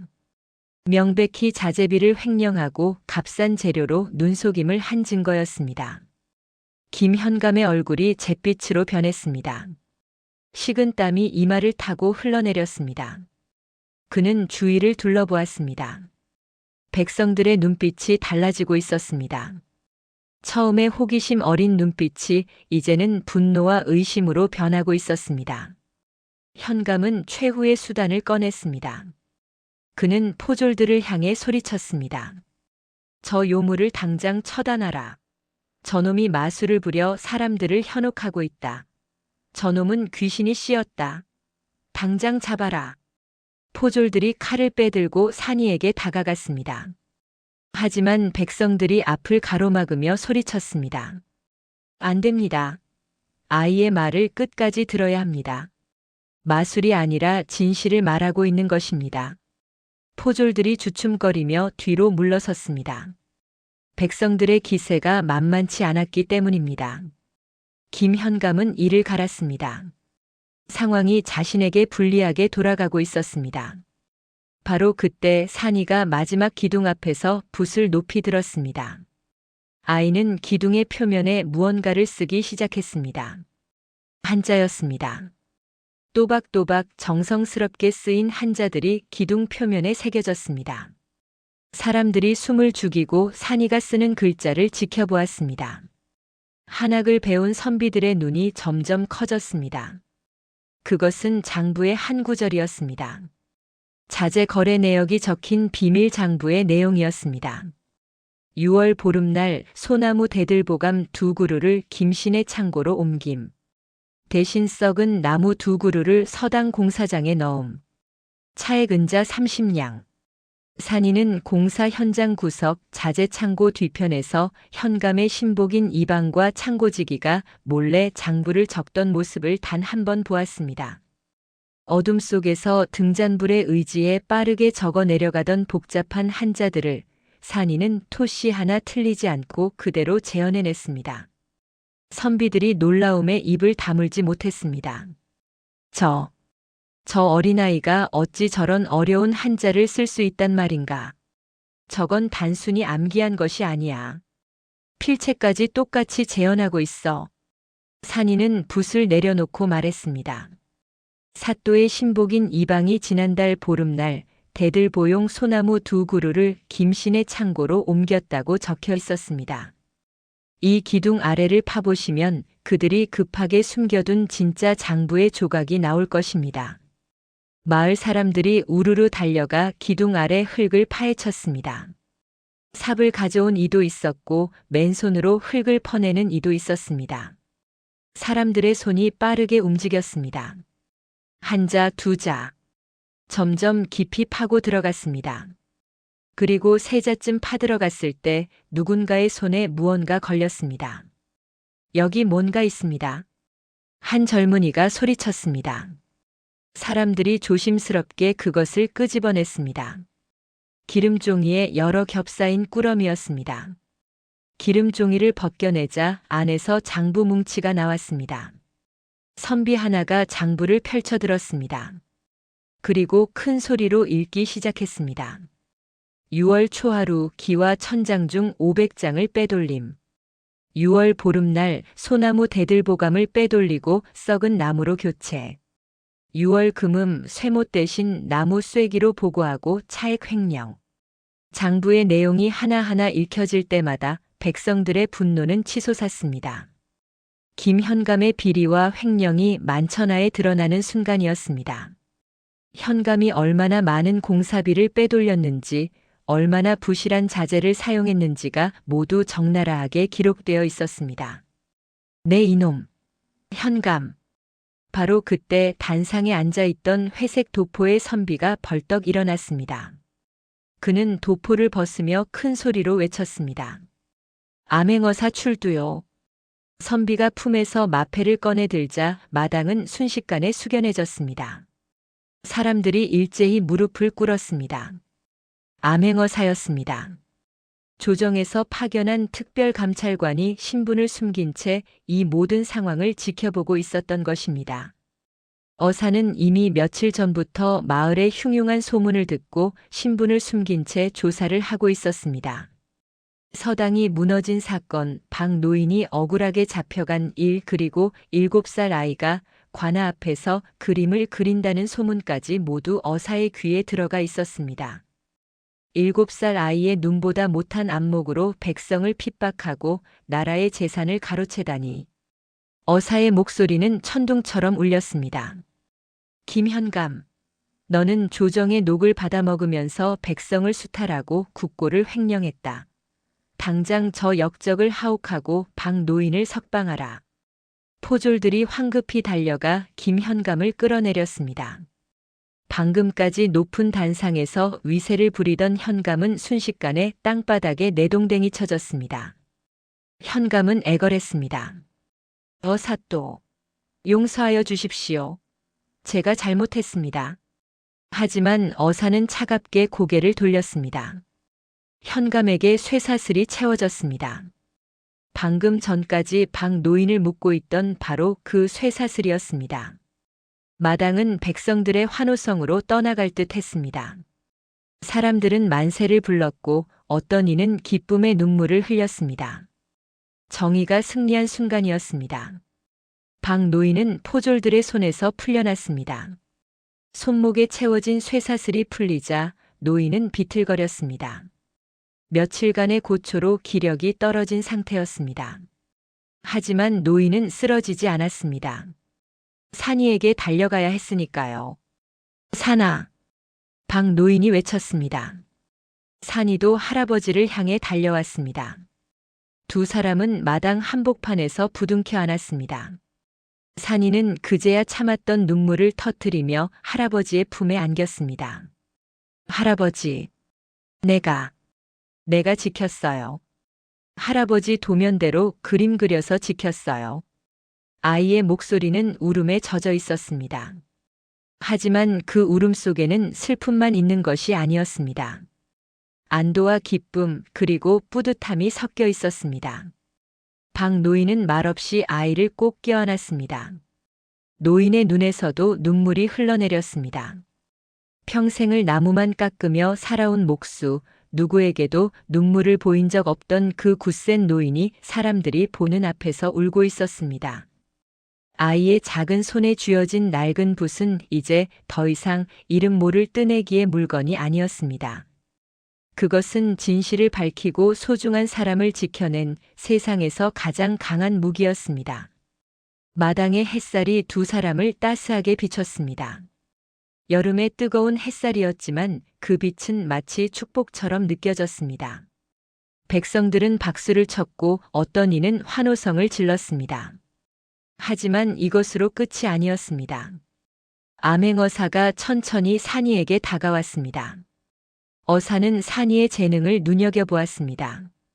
7살 아이가 보여준 놀라운 기억력, 정교한 그림 실력, 그리고 진실을 향한 용기. 어사는 산이의 품을 가리키며 물었습니다. 아이야, 내가 품에 지니고 있다는 서찰을 보여주겠느냐? 산이는 고개를 끄덕이고 품에서 비단 서찰을 꺼냈습니다. 기름 종이에 여러 겹싸여 있던 그 서찰을 산이는 조심스럽게 펼쳐 어사에게 건넸습니다. 어사가 서찰을 펼쳐보는 순간 그의 얼굴에 놀라움이 스쳤습니다. 그리고 천천히 서찰을 읽기 시작했습니다. 거기에는 산이조차 몰랐던 이 천재 아이의 진짜 운명이 적혀 있었습니다. 현감이 쇠사슬에 묶여 끌려가고 관아 마당에 고요가 찾아왔을 때 암행어사는 산이가 품에서 꺼낸 낡은 비단 서찰을 조심스럽게 받아들었습니다. 박 노인은 혹여 아이에게 해가 될까봐 앞을 가로막으려 했지만 어사의 표정은 엄숙하면서도 자애로웠습니다. 노인장, 걱정 말게. 나는 이 아이에게 해를 끼치려는 것이 아니네. 어사는 서찰을 펼쳤습니다. 비단 종이는 오래되어 빛이 바랬지만 여전히 고급스러운 광택을 머금고 있었습니다. 어사의 눈이 서찰을 따라 움직이더니 점점 커졌습니다. 그의 손이 미세하게 떨렸습니다. 한참을 서찰을 들여다보던 어사는 천천히 고개를 들어 산이를 바라보았습니다. 그리고 조심스럽게 물었습니다. 아이야, 내 아버지의 성함을 아느냐? 산이는 고개를 저었습니다. 모릅니다. 제가 기억하는 건 그저 따뜻한 손과 붓냄새뿐입니다. 어사는 깊은 한숨을 쉬었습니다. 그리고 마을 사람들을 향해 말했습니다. 여러분, 이 글씨를 보십시오. 이 정교한 붓놀림과 종이 귀퉁이에 그려진 붓꽃 문양. 이것은 수년 전 당쟁에 휘말려 억울하게 세상을 떠난 궁중화원 설화 선생의 인장입니다. 장내에 나직한 탄성이 터져 나왔습니다. 궁중화원이라는 말에 사람들은 웅성거렸습니다. 어사가 설명을 이어갔습니다. 설화 선생은 왕실의 기록화와 설계도를 그리던 당대 최고의 화원이었습니다. 그의 그림은 한 번 보면 절대 잊을 수 없을 만큼 정교했고 궁궐의 중요한 건축물은 모두 그의 설계도로 지어졌지요. 어사는 잠시 말을 멈추고 하늘을 올려다보았습니다. 그리고 다시 말을 이었습니다. 하지만 그는 권력자들의 비리를 그림으로 남기려 했습니다. 백성들을 수탈하는 현장을, 뇌물이 오가는 장면을 그는 모두 그림으로 기록했습니다. 그것이 발각되어 영모의 누명을 쓰고 쫓기게 되었고 어사의 목소리가 잠시 멎었습니다. 마당은 고요했습니다. 마지막 순간 그는 어린 아들과 자신의 기록이 담긴 서찰을 지키기 위해 산속으로 피신시켰습니다. 그리고 자신은 추격자들을 따돌리려다 강물에 빠져 세상을 떠났습니다. 산이의 눈에서 눈물이 주르르 흘러내렸습니다. 아이는 자신의 재능이 어디서 왔는지, 아버지가 왜 그토록 붓을 귀하게 여기라고 했는지 비로소 깨달았습니다. 아버지는 산이에게 단순히 그림을 그리는 기술만 물려준 것이 아니었습니다. 진실을 기록하고 정의를 지키라는 사명을 함께 물려준 것이었습니다. 박 노인이 산이를 끌어안았습니다. 노인의 거친 손이 아이의 등을 토닥였습니다. 산아, 내 아버지는 훌륭한 분이셨구나. 산이는 할아버지의 품에 얼굴을 묻고 소리내어 울었습니다. 그 눈물은 슬픔만이 아니었습니다. 자신의 뿌리를 찾은 안도감, 아버지를 향한 그리움, 그리고 아버지의 뜻을 이어받겠다는 다짐이 모두 섞여 있었습니다. 어사는 서찰을 조심스럽게 접어 산이에게 돌려주었습니다. 이 서찰에는 내 아버지가 목격한 당시 조정의 비리들이 암호로 적혀 있다. 나는 이것을 조정에 보고하여 내 아버지의 누명을 벗기고 억울하게 희생된 분들의 명예를 회복하겠다. 산이는 고개를 끄덕였습니다. 아버지의 마지막 소원이 이루어지는 순간이었습니다. 며칠 후 관찰사는 산이의 비범한 재능과 그의 아버지의 억울한 사연을 조정에 상세히 보고했습니다. 산이가 보여준 놀라운 기억력, 정교한 그림 실력, 그리고 무엇보다 진실을 향한 용기는 조정의 관료들을 감동시켰습니다.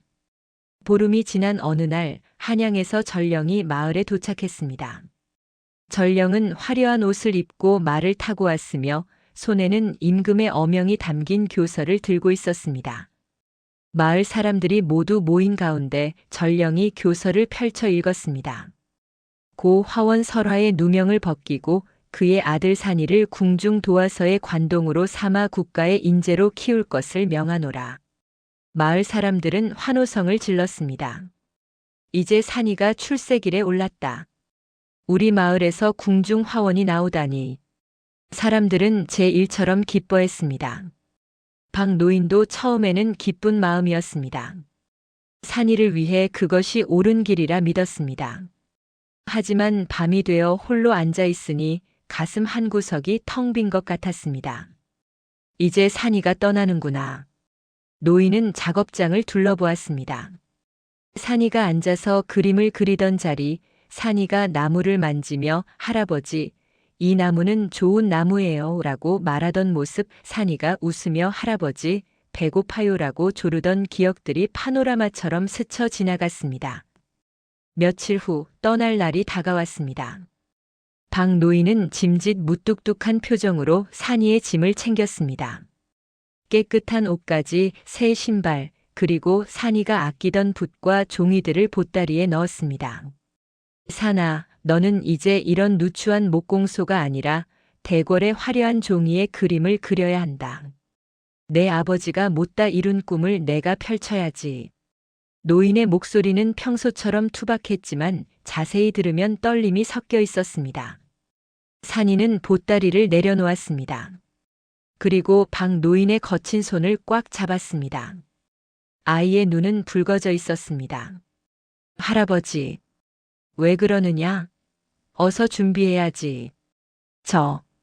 가고 싶지 않아요. 박 노인은 깜짝 놀라 산이를 바라보았습니다. 무슨 소리냐? 이건 내 아버지의 명예를 되찾을 기회이고 내가 더 큰 세상에서 재능을 펼칠 수 있는 길이다. 산이는 고개를 저었습니다. 할아버지, 아버지는 제게 세상을 이롭게 하는 그림을 그리라고 하셨어요. 대궐의 높은 담장 안에서 왕의 얼굴만 그리는 것이 아니라 무너진 집을 고치고 길 잃은 사람들에게 길을 그려주는 그림이요. 산이는 창밖을 바라보았습니다. 마을의 집들이, 사람들이, 그리고 함께 일했던 작업장이 보였습니다. 저는 할아버지 곁에서 집을 짓고 싶어요. 사람들이 행복하게 살 수 있는 집을, 비바람을 막아주는 튼튼한 집을 만들고 싶어요.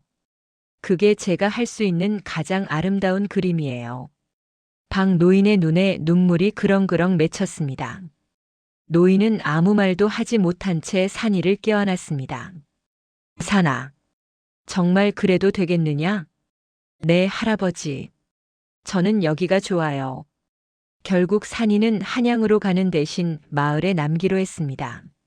어사는 산이의 뜻을 조정에 전했고 임금은 산이의 효심과 백성을 생각하는 마음을 기특히 여겨 정식장인의 칭호를 하사했습니다. 또한 박 노인과 산이가 마을에 제대로 된 목공소를 열 수 있도록 자금을 지원했습니다. 계절이 바뀌고 또 바뀌었습니다.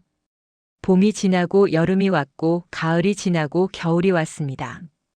그렇게 몇 년의 시간이 흘렀습니다. 마을 입구에는 기억의 집이라는 독특한 간판이 걸린 커다란 목공소가 들어섰습니다. 처음 방 노인의 오두막과는 비교할 수 없을 만큼 크고 튼튼한 건물이었습니다. 넓은 작업장에는 각종 연장들이 정리되어 있었고 한쪽 벽면에는 커다란 도면판이 걸려 있었습니다. 그곳은 이제 팔도 강산에서 사람들이 찾아오는 명소가 되었습니다. 집이 필요한 사람, 다리를 만들어야 하는 마을, 창고를 지어야 하는 상인들이 모두 기역의 집을 찾았습니다. 박 노인은 이제 백발이 성성한 노인이 되었습니다. 허리는 더욱 굽었고 주름은 깊어졌습니다. 하지만 나무를 고르는 눈만큼은 여전히 정정했고 대패를 미는 손놀림은 흔들림이 없었습니다. 그리고 그의 곁에는 어엿한 소년으로 자란 산이가 있었습니다. 이제 15살이 된 산이는 키도 훌쩍 컸고 목소리도 굵어졌습니다. 하지만 사물을 관찰하는 맑은 눈빛만큼은 여전했습니다. 산이는 이제 숫덩이가 아니라 정교한 붓으로 도면을 그렸습니다. 커다란 종이 위에 먹물을 찍어 선을 긋고 치수를 적고 구조를 표시했습니다. 산이의 도면은 그 자체로 예술 작품이었습니다. 너무나 정교하고 아름다워서 사람들은 도면만 보고도 완성된 건물의 모습을 상상할 수 있었습니다. 기역의 집의 방식은 특별했습니다. 어느 날 집이 불타버린 노부부가 찾아왔습니다.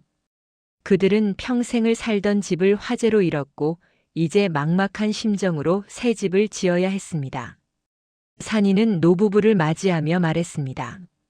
어르신들, 잃어버린 집이 어떤 모습이었는지 말씀해 주세요. 제가 그려드리겠습니다. 노부부는 눈물을 글썽이며 이야기를 시작했습니다. 대문을 들어서면 오른쪽에 우물이 있었지요. 그 우물가에는 할멈이 심은 매화나무가 있었고요. 산이는 붓을 들어 종이 위에 대문과 우물, 매화나무를 그려 넣었습니다. 부엌은 안채 왼쪽에 있었어요. 거기 아궁이 옆 기둥에는, 거기에는 우리 아들 키를 재던 자국이 있었는데 노부인의 목소리가 떨렸습니다. 산이는 고개를 끄덕이며 도면에 미세한 칼자국까지 그려 넣었습니다. 마루 끝에는 큰 감나무가 있었고 가을이면 그 아래 평상을 놓고 누워서 하늘을 보곤 했지요. 산이의 손이 빠르게 움직였습니다. 노부부의 말 한마디 한마디가 그림으로 옮겨졌습니다. 집의 구조만이 아니라 그 집에 담긴 추억까지도 종이 위에 되살아났습니다. 도면이 완성되자 노부부는 그것을 보며 울었습니다. 맞아요. 우리 집이 바로 이랬어요. 마치 집이 다시 살아난 것 같아요. 박 노인은 산이의 도면을 바탕으로 집을 짓기 시작했습니다. 기둥을 세우고 석가래를 얹고 기와를 올렸습니다. 모든 것이 도면 그대로였습니다. 노인의 손은 늙었지만 기술만큼은 더욱 정교해졌습니다. 석 달 후 집이 완성되었습니다. 노부부가 새 집 앞에 섰을 때 그들은 말을 잃었습니다. 그것은 단순히 새로 지은 집이 아니었습니다. 불타기 전 그들이 살던 바로 그 집이었습니다. 우물가의 매화나무 자리에는 어린 매화나무가 심어져 있었고 기둥에는 아들의 키를 재던 자국이 정확하게 재현되어 있었습니다. 마루 끝에 감나무 자리에는 감나무 묘목이 심어져 있었습니다. 노부부는 그 자리에 주저앉아 소리내어 울었습니다. 하지만 그것은 슬픔의 눈물이 아니었습니다. 잃어버린 것을 되찾은 기쁨의 눈물이었습니다. 이런 일이 하나 둘 늘어나면서 기역의 집의 명성은 나라 전체로 퍼져나갔습니다. 사람들은 그들이 지은 집을 보며 울고 웃었습니다. 그것은 단순한 건물이 아니라 사람들의 찢어진 마음을 치유하고 잊힌 시간을 복원하는 기적의 집이었습니다. 산이의 재능은 집을 짓는 것에만 머물지 않았습니다. 가뭄이 들어 농사를 망칠 위기에 처한 마을이 찾아왔을 때 산이는 산과 계곡을 돌아다니며 물길을 조사했습니다. 그리고 정교한 수로의 도면을 그렸습니다. 여기에 볼을 만들고 이렇게 물길을 내면 마을 전체에 물을 댈 수 있습니다. 산이의 설계대로 수로를 만들자 말라가던 논에 물이 흘러들었습니다. 마을 사람들은 환호했고 그의 풍년을 거두었습니다. 홍수가 나서 제방이 무너진 고을에서는 산이를 불렀습니다. 산이는 강의 흐름을 관찰하고 땅의 높낮이를 재고 무너지지 않는 제방의 설계도를 그렸습니다. 물의 힘을 정면으로 막으려 하지 말고 이렇게 비스듬히 흘려보내야 합니다. 그리고 여기 이 지점에 보조수로를 만들어 넘치는 물을 빼내야 합니다. 산이의 설계로 만든 제방은 그 다음 해 큰 장마에도 끄떡없이 버텼습니다. 산이의 머릿속에 저장된 수많은 수치와 선들은 이제 백성들의 삶을 지탱하는 든든한 버팀목이 되었습니다. 어느 봄날 산이는 아버지가 남긴 낡은 붓을 들고 마을 뒷산에 올랐습니다. 부러진 붓대는 이제 은으로 만든 새 붓대로 교체되었지만 산이는 여전히 옛 붓대를 소중히 간직하고 있었습니다. 산 위에서 내려다보니 방 노인과 함께 심은 수천 그루의 묘목들이 파릇파릇 싹을 틔우고 있었습니다. 몇 년 전 산사태로 벌거숭이가 된 산을 복구하기 위해 심은 나무들이었습니다. 아버지 보세요. 산이는 하늘을 향해 말했습니다. 이제 제 그림은 종이 위에만 머물지 않아요. 할아버지의 손을 빌려 세상의 뼈대가 되고 사람들의 지붕이 되고 있어요. 아버지께서 바라셨던 그림, 세상을 이롭게 하는 그림을 저는 그리고 있습니다. 바람이 불어왔습니다. 산위의 옷자락이 펄럭였고 나무들이 살랑살랑 흔들렸습니다. 바람을 타고 붓꽃 향기가 전해지는 듯 했습니다. 아버지가 서찰에 그렸던 그 붓꽃의 향기였습니다. 산이는 웃음을 지으며 산 아래를 내려다보았습니다. 그곳에는 방 노인이 허허 웃으며 새 나무를 다듬고 있었고 마을 아이들이 산이가 그린 마을 지도를 보며 신나게 뛰어놀고 있었습니다. 기억의 집 작업장 앞에는 새로 완성된 집을 보러 온 가족이 기뻐하고 있었고 저 멀리 들판에는 산이가 설계한 수로를 따라 물이 흘러 논을 적시고 있었습니다. 산이는 깊은 숨을 들이쉬었습니다. 봄 공기가 폐 깊숙이 스며들었습니다. 아버지의 재능을, 할아버지의 기술을, 그리고 백성을 향한 마음을 모두 담아 산이는 오늘도 세상에 집을 짓고 있었습니다. 세월이 흘러방 노인도 산이도 역사 속으로 사라졌습니다. 하지만 그들이 만든 견고한 집들과 다리들은 수백 년을 버티며 후대에 전해졌습니다. 어떤 집은 지금도 그 자리에 서서 비바람을 막아주고 있고 어떤 다리는 여전히 사람들의 발걸음을 건너주고 있습니다. 사람들은 아주 똑똑한 아이를 볼 때면 지금도 이 이야기를 떠올리곤 합니다. 눈보라 속에서 붓 한 자루를 쥐고 발견되었던 아이, 세상의 모든 것을 기억하여 정의를 세웠던 천재 소년 산이, 그리고 편견 없이 그 재능을 품어준 투박한 목수방 노인. 진정한 천재성이란 남들보다 뛰어난 머리를 갖는 것이 아니라 그 재능으로 소중한 사람을 지키고 세상을 따뜻하게 만드는 마음에서 나온다는 것을 우리는 이 두 사람의 이야기를 통해 기억하게 됩니다. 오늘 밤 여러분의 마음속에도 산이가 그린 아름다운 설계도 한 장이 담기길 바라며 그림 그리는 아이와 외톨이 목수의 긴 이야기를 여기서 마칩니다. 지금까지 월화사랑방이었습니다. 감사합니다.